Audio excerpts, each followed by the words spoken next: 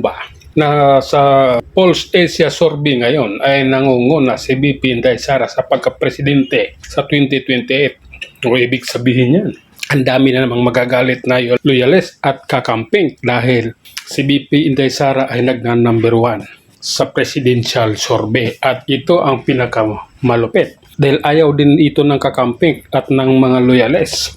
Si Senador Robin Padilla ay nag-number 1 din sa pagka-senador sa 2028. Pulse Asia Survey. Ibig sabihin nun, kung tatakbo siya ulit sa 2028, ay magiging number 1 senador siya katulad noong 2022. So, ang dami na namang magagalit nito. Ang dami na namang magwawalaan ito kasi nasabi nila dito, bubo ito, sinasabi nila ito, tanga ito, kung ano sasabi lang hindi magana dito kay Senador Robin eh.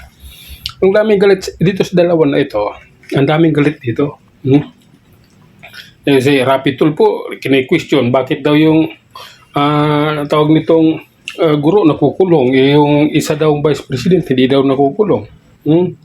Si Jokno, nagagalit din dahil punta-punta lang daw ng ibang bansa, parang wala daw impeachment yung vice president, kailangan pang bumiyahe. Parang sila, parang sira ulo, din nila naiintindihan yung mambabatas sila, gumagawa sila ng batas, alam nila yung batas, alam nila yung tama't mali, alam nilang mali sila, pero kailangan pa nilang mag-ingay.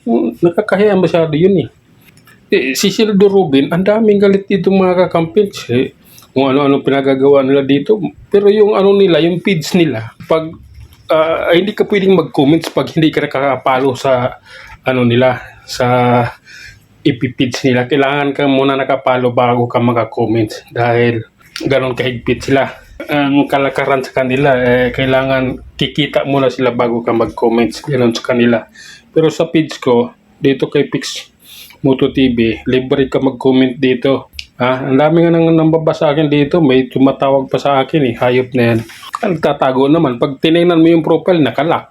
Diba? Kung talagang magaling ka, huwag kang maglalak ng profile.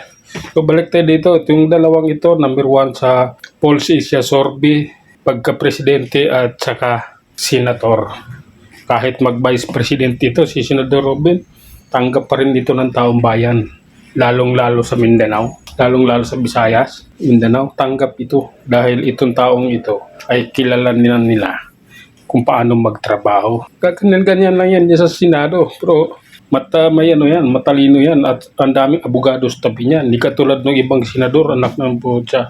Magkapagsalita lang, magaling lang mag-English pero wala naman talagang alam na batas.